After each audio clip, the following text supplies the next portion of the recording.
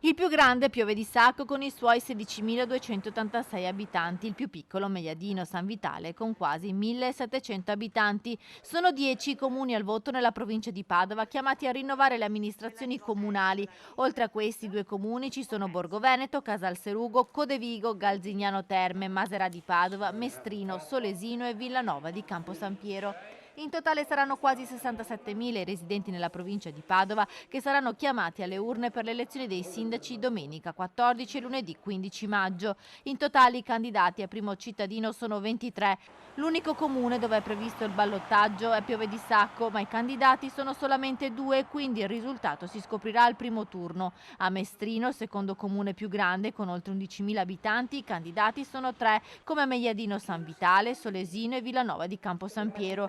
Due candidati a Borgo Veneto, Casalserugo, Codevigo e Maserà. Infine il caso di Galzignano Terme, dove l'unico candidato è il sindaco uscente. A lui basterà il raggiungimento del quorum, ovvero dovrà avere la maggioranza dei voti e dovranno andare a votare il 50% degli aventi diritto.